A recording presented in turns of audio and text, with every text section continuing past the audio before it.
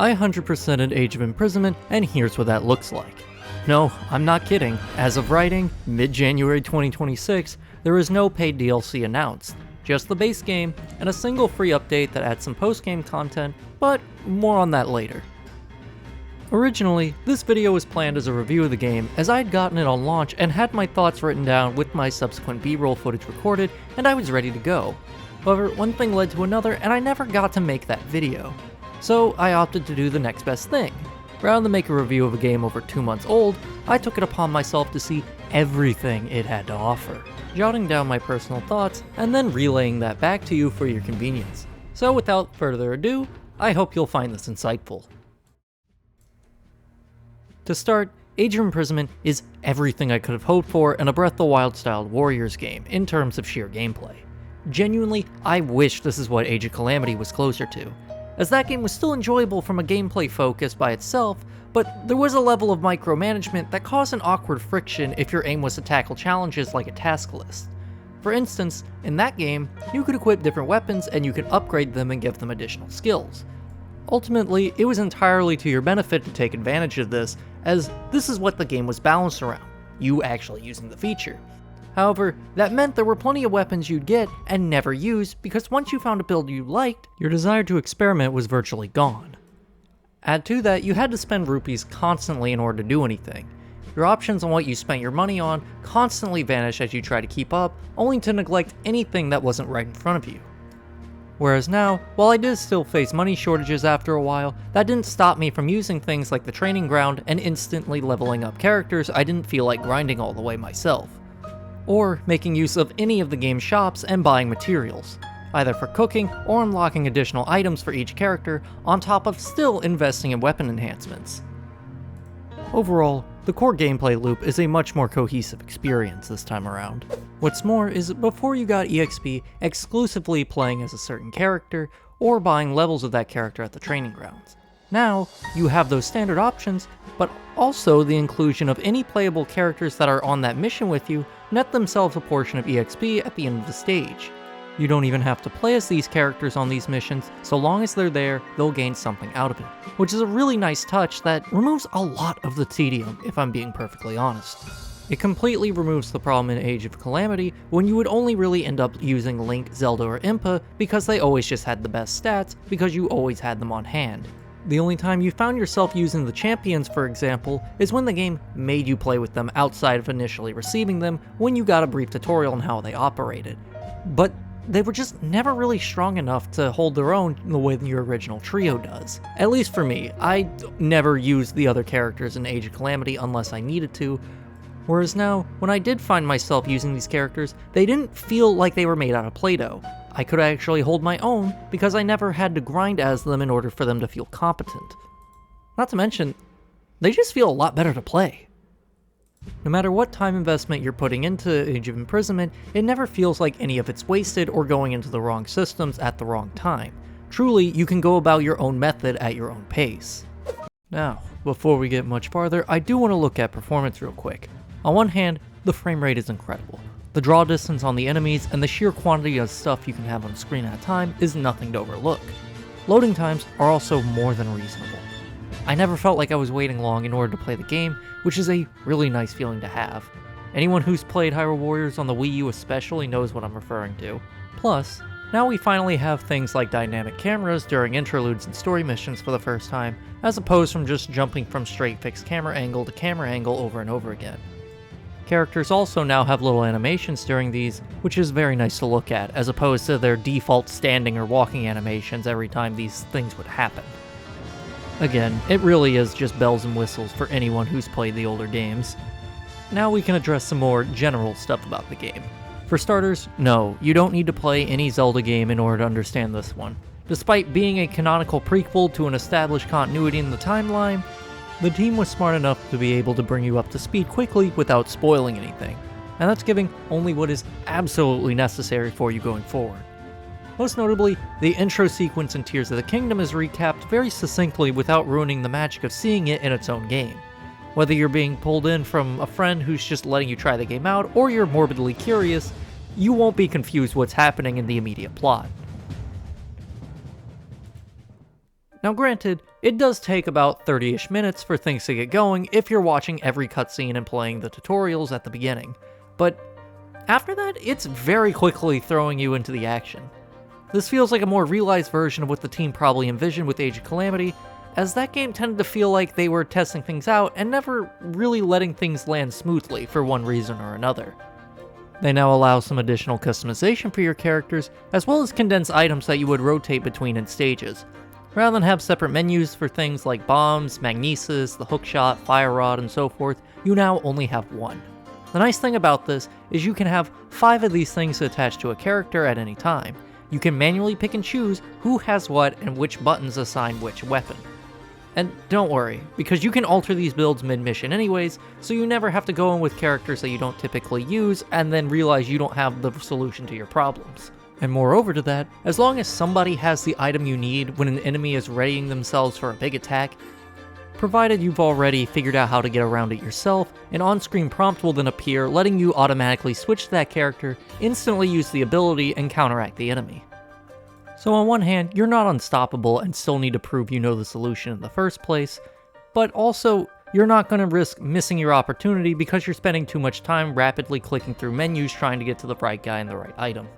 Personally, I see this as a huge encouraging feature to get you to actually strategize with giving orders to your characters routinely, because before, in other games, all I would do would be to send my characters to all 4 corners of the map respectively, and then systematically flip through them, taking each of the forts before then grouping them all up to a boss just to kill a little bit faster. Now, so long as enemies that are a threat are there, you're encouraged to actually group people together. You can send people out if you want, but it's up to you to decide whether or not you want to do it that way. The feature is just implemented a lot better this time around. Especially now, there's a thing called sync strikes. So long as your characters are close by whenever their respective sync meters are full, you can utilize this. And not all of them are truly unique. A large portion of them are just variations of characters' normal special attacks with a little bit of variation. You know, from one character to the next, they're their special attacks, but there's some thrills to it, whatever. And then there's a handful that are, oh okay, Zelda gives this person a light element. The Zora girl gives this person a water element, so on and so forth. So even if you're not always using the most unique or flashy animations, everything is beneficial in their own way that does let you think, okay, I'm fighting stuff in the Goron area. Let me use the Zora characters for water effects. Oh, I'm in the water area? Let me use the Gerudo women and get the lightning elements over for my characters. Moving on, railgun shooting has now been added. It's not intrusive on the core experience, and it's only used maybe 3 times during the main story, but the smile on my face the first time these sections began was comical. I was so happy in the moment, as the way it leads into the experience on its own felt like a fun payoff. These aren't elaborate or long stages of course, and none of them hold a candle to anything actually in Star Fox, but the fact it's here at all is enjoyable to me. Most people playing this game blindly won't play these stages any more than required to, since all they're trying to do is typically just see the credits rolling at the end of the game. Nothing wrong with that, though there are a couple of side objectives that do require you to go back in and at least play around with it just a little bit longer, but I think I played these maybe 5 or 6 times myself, despite how much I like them. There's just not many of them there for you to get really invested. A number of characters have playstyles that are familiar to players of Hyrule Warriors 1. Calamo, for instance, will have moves similar to Sheik wielding her harp. Your normal attacks will do quick slashes, and depending on when you decide to hit your strong attack button, elemental damage of varying elements will play out. The Zora champion this time around, Kia, I believe is how you pronounce it, is similar to Ruto, doing AoE attacks that anything nearby will be swallowed in if you're spacing yourself properly. Giving the Knight Construct a one-handed or two-handed sword will make him effectively play like Link from the original Hyrule Warriors, as well as Impa with her Giant's Knife respectively. None of these characters are simple reskins or copies, mind you, they just add a level of familiarity that's good, without rehashing the same faces over and over again. There's a couple more examples I can give, but those are the main highlights that stood out to me, so we'll keep on moving here. After you finish the main story, the only thing you originally had left was a single task that involves clearing all the maps, aka beat every mission once, farm materials, and unlock each character's subsequent upgrades. If you're playing everything naturally as you get them, this won't feel like a grind at first, as you're given most of this on your to-do list before you even finish the story. However, I've listened to a number of people describe this as the game having a pacing issue near the final 3 missions, as the game throws about a dozen side missions or so at you with each story mission. It only looks daunting. In actual practice, it's not. It's just a little time consuming. Why is that, you might think? Because the bulk of your post-game is right there. There was initially so little to do in post that if you're like me and doing it all anyways, because you're a little too excited to hit bokoblins for the 1000th time, there's borderline nothing left. There's still 1 or 2 missions, but otherwise you're just using whatever currency you hadn't spent yet in between missions to stockpile materials and unlock heart containers or extra special attack meters. What do you get for your efforts? More on that shortly. Before we go on to completion and post-launch content so far, I do want to mention the story. So if you're hoping to avoid spoilers, skip to the prompt on screen now. You still here? Cool. The story makes me feel a number of things. A lot will take it as the send-off of the Breath of the Wild series of Zelda games. On one hand, it does its job and keeps its lore consistent with the canon without doing some weird time travel hijinks by the end of it for no reason. But on the other hand, I get the impression the response of not giving people what they want in Age of Calamity worried the team to just not take any risk at all. And in place of that risk, it feels oddly sterile. Like, never mind the marketing behind Age of Calamity. That was sold to us as a canonical prequel, only for everyone to play it and realize, oh, this isn't a canonical prequel. That's weird. So in any case, in Age of Imprisonment's story, it goes as you would expect with very little exploration of the characters in this world, which is a real shame. They don't outright spoil what happens in the flashbacks and Tears of the Kingdom in the event a player plays these games chronologically for some reason, but essentially Zelda slips back into the past, and you're quickly led through some interactions between her, Rauru, his wife, Sonia, and then Minoru. I almost forgot Sonia's name there. You get introduced to Calamo and the Night Construct pretty early on, and then a couple of different warriors that are part of the Gerudo. Some of them are for, and some of them are against Ganon. But that's all done in maybe 4 hours at the start. Afterwards, it's immediately Ganon taking over as Rauru rallies champions to his cause in each province, fighting monsters plaguing each one in subsequent fashion. They take back the castle, the day is saved, credits roll. That's really it. The most exciting thing that happens away from this is occasionally going back to Calamo in the night because it's the closest thing to a B-plot that this story has going for it. I feel bad saying it that way, because they even took the time and created all these original characters for this game, and I like all of them. None of them feel like they're out of place, even at their lowest. And all these new characters get no screen time. What you essentially have are text boxes mid-mission on sub-levels that are more or less just there to pad out playtime. It's not main story, and what's there can't deviate from the plot in any way, so most interactions boil into something you've either seen plenty of times elsewhere, or it's resolved just as quickly as it's given to you. I can't help but scratch my head at the amount of potential that's here, just for a lot of it to go by the wayside. Especially when the original Hyrule Warriors was able to work with so many characters, and original ones just fine, and the story still made complete and total sense. You know, at least as far as fan-servicey Zelda games can go. Age of Calamity took the champions from Breath of the Wild, and still gave them something more other than, I'm a Zelda character, I'll fight for my people, yay! And now, to be fair, this could perhaps change down the line if we get DLC or free updates that fill in these gaps. But as of right now, if you've already played Tears of the Kingdom, you already know how 93% of the story is going to play out.